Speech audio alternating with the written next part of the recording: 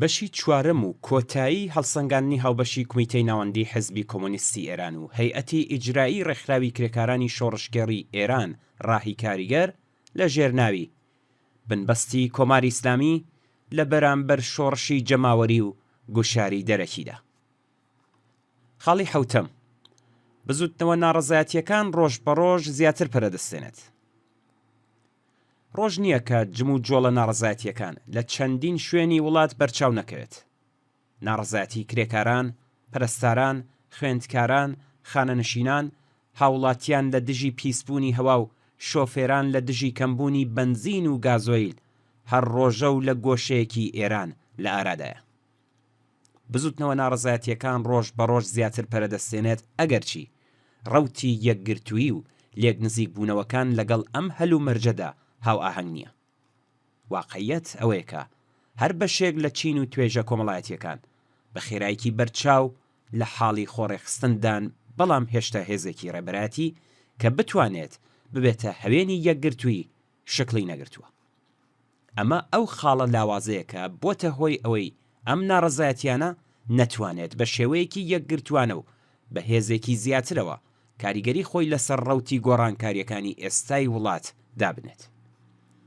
ئەزمموی ئەو خەبات و تێکۆشانە مافوازانەی کرێکاران، ژنان، خوێندکاران و توێژەستەم لێکراوەکانی کۆمەلگا کە چەندین جار سەریان هەڵداوە و نەگەیشتوونەتە ئامانجەکانی خۆیان، ڕاستیەکی سادەوە بیر هەموو لایەک دەهێنێتەوە.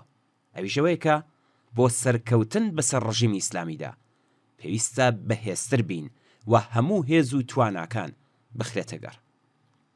ئەزمموی خەباتی شۆڕشگێڕانەی جەماوەری لە سەر تاسەری جیهان ئەوە نیشان دەدات کە خستنەگەڕی ئەم هێزە پێویستی بە ئامانجی ڕوون، استراتێژی واقع بینانە و کاریگەر، تاکتیکی دروست و هەوڵ و تێکۆشانی وشیارانە هەیە. بۆ ئەم مەبەستەش ئەرکی سەرشانی هێزە چەپەکانە کە لە پێناو دروستکردنی جەمسەرێکی کاریگەری چەپدا هەموو هەوڵەکانی خۆیان بە شێوەیەکی جددی بخەنەگەڕ. خاڵی هەشتم، پەتی سێدارەکان بە مەبەستی تۆقاندن. پشتڕاستکردنەوەی سەر لە نوێی حکمی لە سێدارەدان بۆ پەخشان عەزیزی جارێکی تر مەترسی لە سێدارەدانی ژنانی زیندانی سیاسی پەرەپێداوە. لە پاڵ ئەم حکمەدا دوو ژنی تێکۆشەری دیکە واتە وریشە مورادی و شەریفە محەممەدیش حکمی لە سێدارەدانیان بۆ دەرچووە. پشتڕاستکردنەوە و جەختکردنەوە لەسەر بەردەوامی حکمەکانی لە سێدارەدان بۆ ژنانی زیندانی سیاسی و هەروەها بەردەوامی حکمەکانی لە سێدارەدان لە دژی پیاوانی زیندانی سیاسی نیشانەی بڕیاری دەسەڵاتی فاشیستیە بۆ ڕاگررتنی هەڕەشەی سزای لە سێدارەدان بە سەرسەری چالاکانی سیاسی و مەدەنیدا.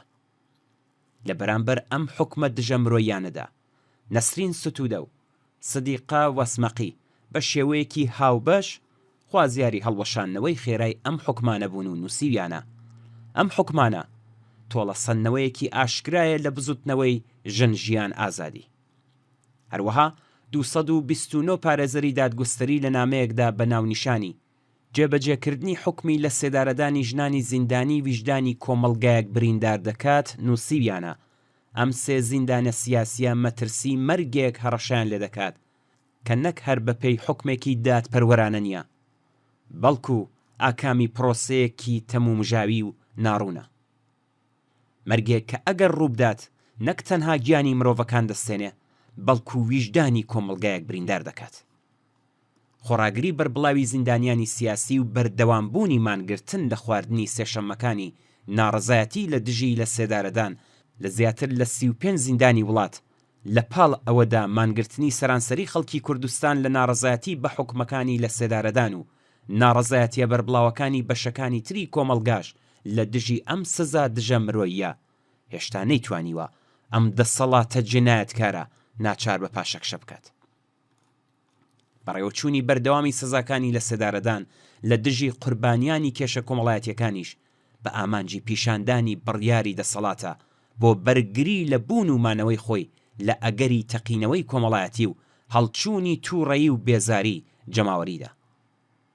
واقعیەت ئەوەیە کە دەسەڵات ڕێک لە بارودۆخێکدا کە گوشارەکانی ئەمریکا بە مەبەستی ناچارکردنی ڕژیم بە پاشەکشە پەرەی سەندووە و مەترسی ئاخێزە جەماوەریەکانیش ڕۆژ بەڕۆژ زیاتر نیگەرانی دەکات. هەوڵدان بۆ چاوترسێنکردنی خەڵکو و ڕێگریکردن لە بەرەو پێشچوونی بزوتنەوە جەماوەریەکان وەک تەنها ڕێگای ڕزگاربوونی خۆی دەبینێت. بزوتنەوەیەکی کە بەردەوام لە ناڕەزایەتی کرێکاران، پەرستاران، خانەنشینان، خوێندکاران و زیان لێکەوتوانی داراییدا خۆی نیشان دەدات و بێوچان درێژەی هەیە. بەرپرسانی دەسەڵات لەو پەڕی داماویدا هیوایان بەوە بەستووە کە بە پەنابردنە بەر دوایین ئامرازەکانی سەرکوت و ترس و تۆقاندن دەتوانن پێش بە پێشڕەوی ئەم بزوتنەوەی بگرن. ئەوان نازانن کە کۆمەڵگای ئێستا چیتر ترسی نەماوە و هەنگاوی بیرلێکراوە و بە شوێنەی جەماوەر نیشانەی توانایی خۆڕێخستنی ئەوان و هەوڵدانە بە مەبەستی هەنگاونانی ئامانجدار لە بری سەرهەڵدانی کوێرانە و بێبەرنامە. شەڕی هەنگاو بە هەنگاوی دەسەڵات و جەماوەر ڕۆژ بە ڕۆژ هاوسەنگی هێز بە قازانجی خەڵک دەگۆڕێ و توانایی خۆڕێخستنی زیاتر دەکات و لە هەناوی خۆیدا ئۆرگانەکانی ڕێبەری پێکدێنێت. پەنابردنەبەر ئامرازەکانی سەرکوتیش ناتوانێت کاریگەریەکی ئەوتۆ لەسەر ئەم ڕەوتەدا بنێت. بەڕووخێت ڕژیمی کۆماری ئیسلامی بژی شۆڕشی کۆمەڵانی خەڵکی ئێران، بژی ئازادی، دێمۆکراسی و سۆسیالیسم. هەیەتی ئیجرایی ڕێکخراوی کرێکارانی شۆڕشگەڕی ئێران ڕاهی کاریگەر و کومیتەی ناوەندی حیزبی کۆمۆنیستی ئێران دووشەممە 6 ڕەشەمەی 1403 بەرامبەر بە 24 فێڤریەی 2025.